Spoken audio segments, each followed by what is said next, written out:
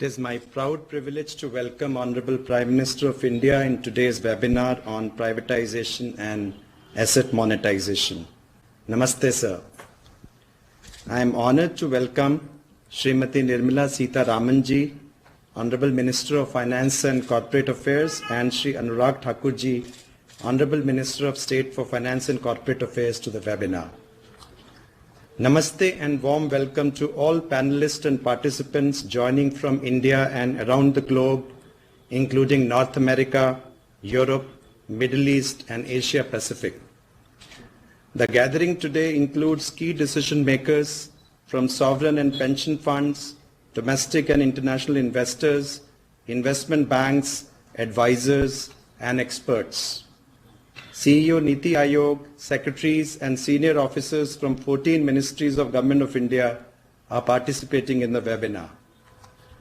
The historical first budget of this decade, presented by Honorable Finance Minister, demonstrates government's resolve to propel India to a high growth trajectory. Honorable Prime Minister believes in time-bound and efficient implementation of various announcements in the budget. The objective of this webinar is to jointly develop an effective implementation plan for the bold reforms on privatization and asset monetization. With sincere gratitude, I now request Honorable Prime Minister of India to share his vision and provide us valuable guidance. Honorable Prime Minister. नमस्कार। इस बार budget से पहले आप में से अनेक साथियों से विस्तार से बात हुई थी।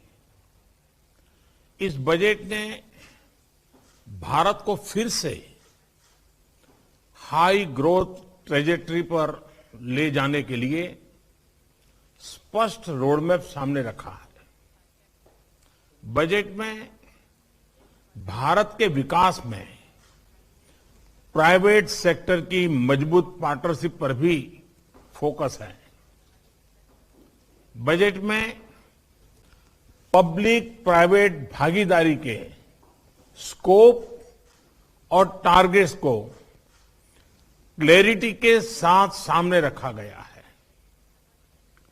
डिसइन्वेस्टमेंट और एसेट मोनेटाइजेशन इसका एक अहम पहलू है। साथियों, जब देश में पब्लिक सेक्टर एंटरप्राइज शुरू किए गए थे तो समय अलग था और देश की जरूरतें भी अलग थी।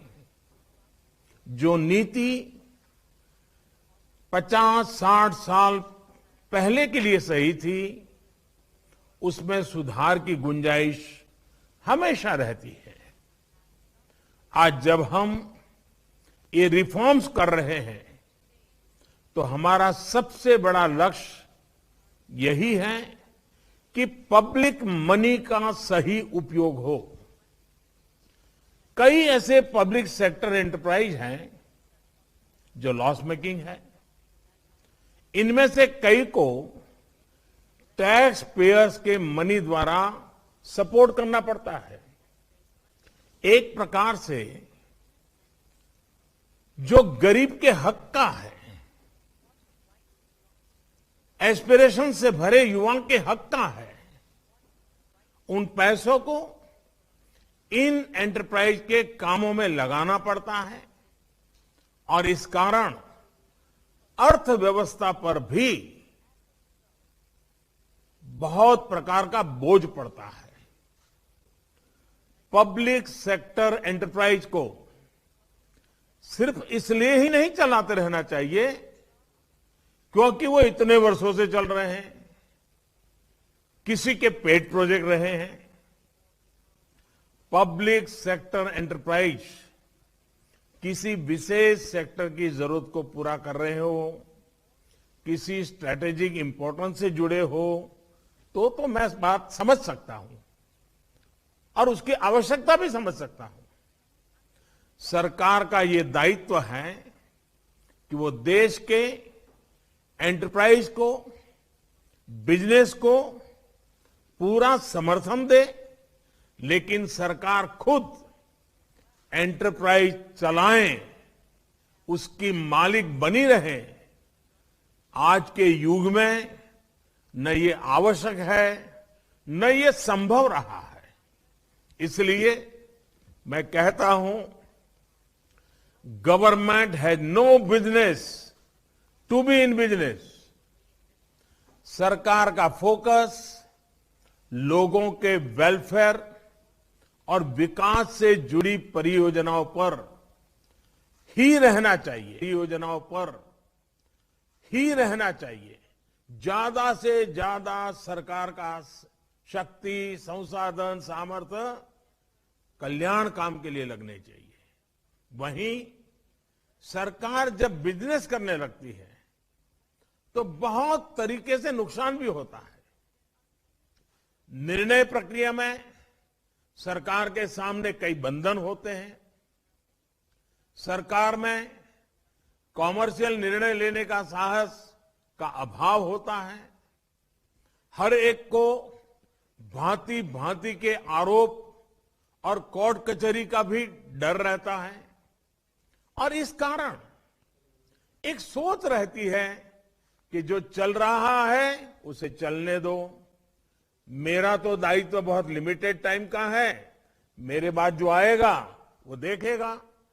इसलिए ये फैसला लेता ही नहीं है, जो ऐसा चलता है चलने देता है। ऐसी सोच के साथ बिजनेस नहीं हो सकता। आप भी भली भांति जानते हैं।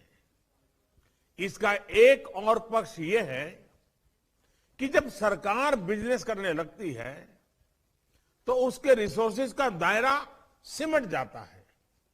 सरकार के पास बेहतरीन अफसरों की कमी नहीं होती, लेकिन उनकी ट्रेनिंग मूलतः शासन व्यवस्थाओं को चलाना, नीति निर्धारण नियमों का पालन कराना, जन कल्याण के कार्यों पर बल देने के, उनके लिए आवश्यक नीतियों के निर्माण, और इन बातों में उनकी ट्रेनिंग भी हुई होती है और इसमें उनकी महारत भी होती है, क्योंकि जीवन के लंबे अरसे तक लोगों के बीच इस प्रकार के काम करते करते वो आगे आए हैं।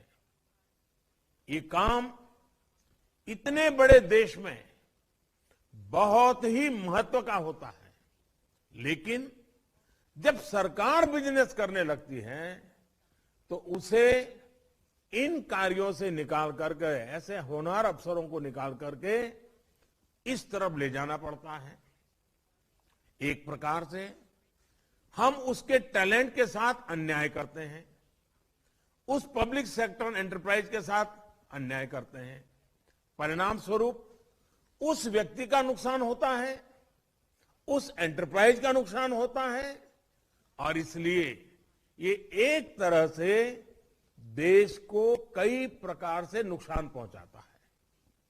हमारी सरकार का प्रयास लोगों के जीवन स्तर को सुधारने के साथ ही लोगों के जीवन में सरकार के बेवजह के दखल को भी कम करना है। यानी जीवन में ना सरकार का अभाव हो, न सरकार का प्रभाव हो। साथियों, आज देश में सरकार के नियंत्रण में बहुत सारे अंडर यूटिलाइज और अनयूटिलाइज एसेट्स हैं।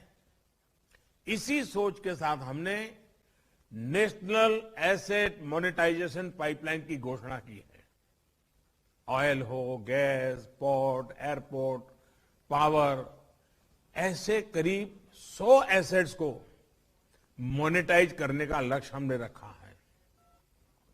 इनमें 2.5 ट्रिलियन रुपए के इन्वेस्टमेंट के अवसर मिलने का अनुमान है।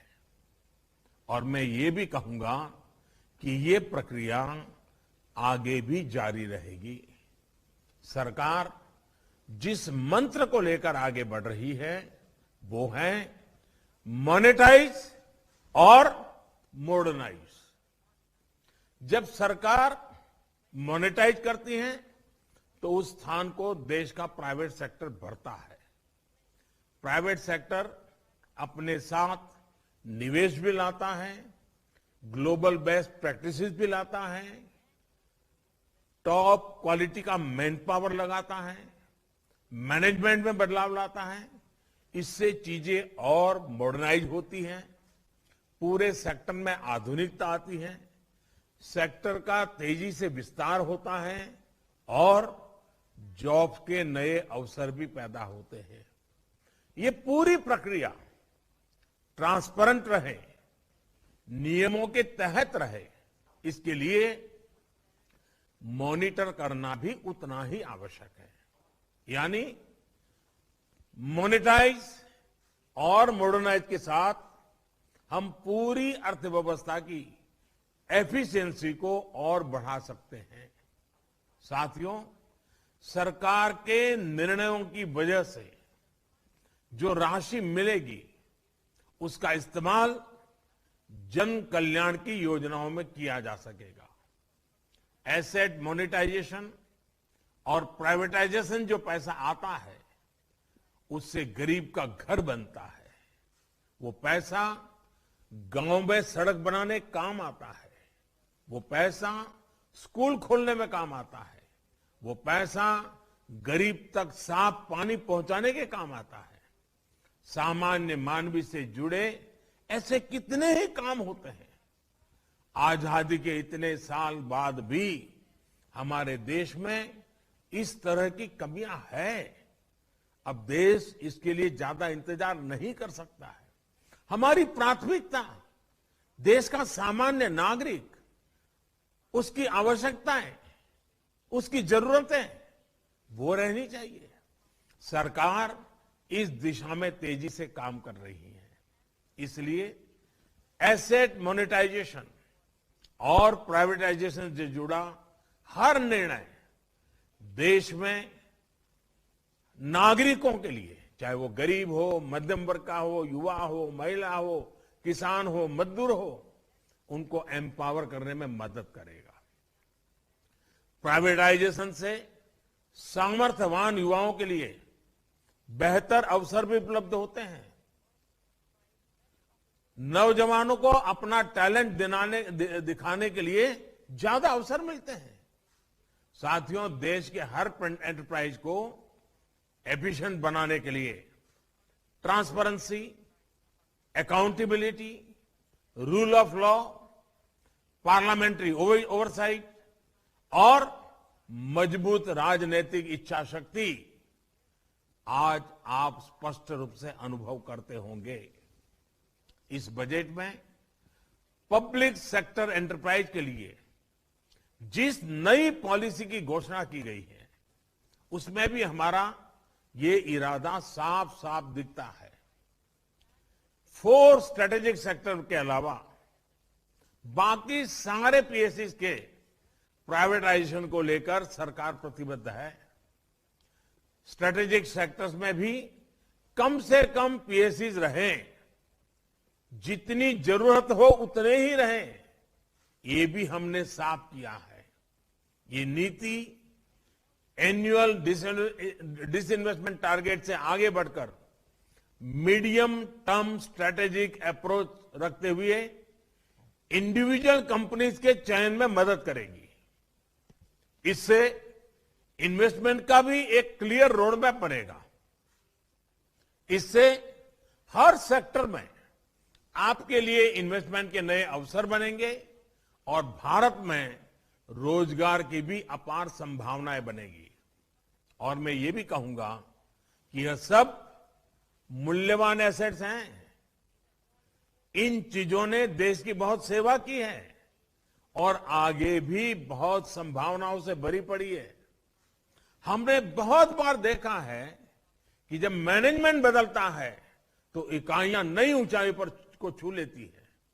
आप सब लोग वर्तमान से नहीं, भविष्य की जो संभावनाएं छुपी है उससे इसका आकलन करें और मैं इनके उज्जवल भविष्य को स्पष्ट रूप से देख पाता हूं।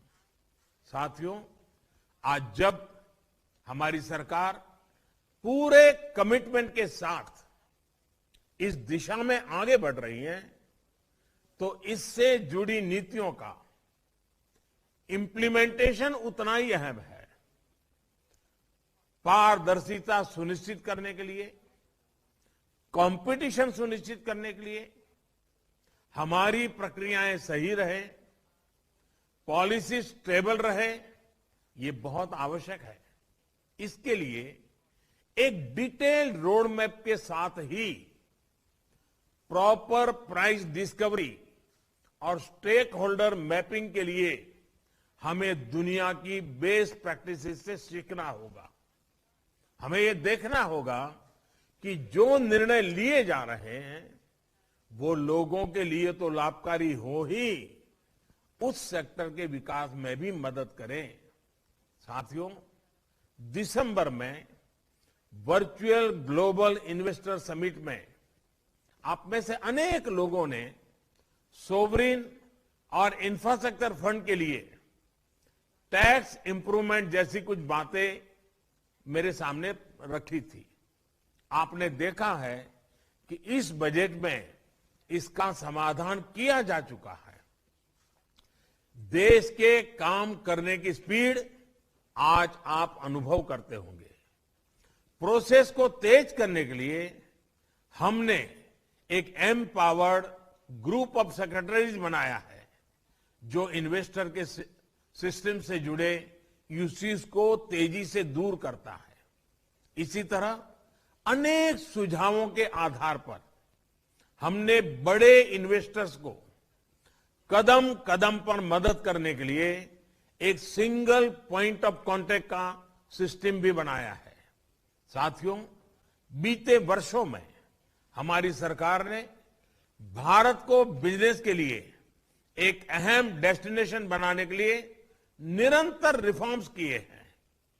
आज Bharat one market one tax system से युक्त है। आज भारत में कंपनियों के लिए एंट्री और एग्जिट के लिए बेहतरीन माध्यम उपलब्ध है। भारत में कंप्लायंस से जुड़ी कॉम्प्लेक्सिटीज को लगातार सुधारा जा रहा है। लॉजिस्टिक्स को लेकर आने वाली समस्याओं को तेज गति से दूर किया जा रहा है। आज भारत में टैक्स सिस्टम को सिंपल किया जा रहा है। ट्रांसपेरेंसी को बल दिया जा रहा है। भारत उन देशों में है जहां टैक्स पेयर के राइट्स को कोडिफाई किया गया है। लेबर लॉज को भी अब सरल किया जा चुका है। साथियों, विदेश से जो साथी हमारे साथ आज जुड़े हैं, उनके लिए तो एक प्रकार से भारत में नए अवसरों का खुला आसमान है। आप भी परिचित हैं कि एफडीआई को लेकर भारत ने अपनी पॉलिसी में किस तरह के अभूतपूर्व रिफॉर्म्स किए हैं। एफडीआई फ्रेंडली माहौल और प्रोडक्शन लिंक इंसेंटिव्स पीएलआई जैसे प्रोत्साहन के कारण आज निवेशकों के में भारत के प्रति उत्साह और बढ़ा है। ये बीते कुछ महीनों में हुए रिकॉर्ड एफडीआई इनफ्लो में स्पष्ट रूप से दिखता भी है। आज ईज ऑफ डूइंग बिजनेस सिर्फ केंद्र सरकार तक सीमित नहीं है, बल्कि हमारे राज्यों ने भी इसके लिए स्वस्थ स्पर्धा हो रही है। ये एक बहुत बड़ा बदलाव है। साथियों, आत्मनिर्भर भारत के लिए मॉडर्न इंफ्रास्ट्रक्चर पर, मल्टी मॉडल कनेक्टिविटी पर तेजी से काम किया जा रहा है। अपने इंफ्रास्ट्रक्चर को अपग्रेड करने के लिए आने वाले 5 वर्षों में 111 ट्रिलियन रुपए की नेशनल इंफ्रास्ट्रक्चर पाइपलाइन पर हम काम कर रहे हैं। इसमें भी प्राइवेट सेक्टर के लिए लगभग 25 ट्रिलियन रुपए की इन्वेस्टमेंट की संभावना है। ये इंफ्रास्ट्रक्चर प्रोजेक्ट्स हमारे यहां रोजगार और डिमांड को भी बढ़ावा देने वाले हैं। मुझे इस बात का भी एहसास है कि अनेक इन्वेस्टर्स भारत में अपना पहला ऑफिस खोलने की सोच रहे हैं। ऐसे सभी साथियों का स्वागत है और मेरा सुझाव है गिफ्ट सिटी में इंटरनेशनल फाइनेंस सेंटर से बहुत मदद मिलेगी। इस सेंटर को इंटरनेशनली कंपेरेबल रेगुलेटरी फ्रेमवर्क के तहत गवर्न किया जाएगा। ये आपके लिए काम करने का एक बेहतरीन बेस हो सकता है। ऐसे ही अनेक प्लग एंड प्ले सुविधाएं भारत में देने के लिए हम तेजी से काम कर रहे हैं। साथियों, ये समय भारत की विकास यात्रा में नए अध्याय की शुरुआत करेगा। जो निर्णय अब लिए गए हैं, जिस लक्ष्यों की तरफ देश बढ़ रहा है, उन लक्ष्यों की प्राप्ति पूरे प्राइवेट सेक्टर पर भरोसा और बढ़ाएगी।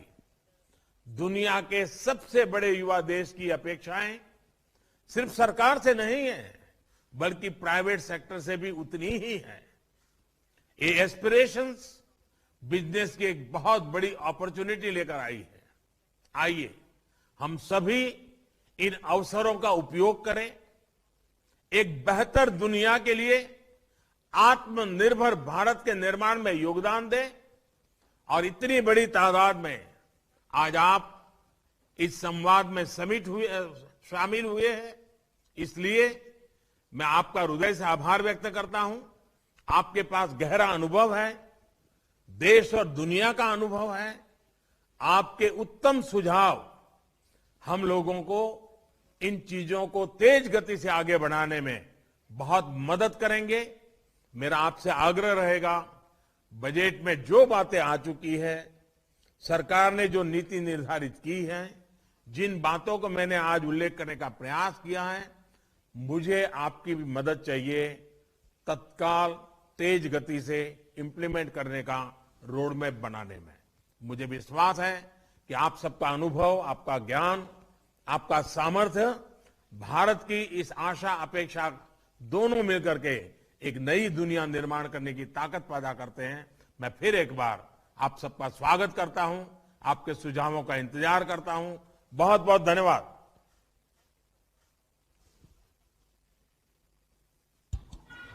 Honorable Prime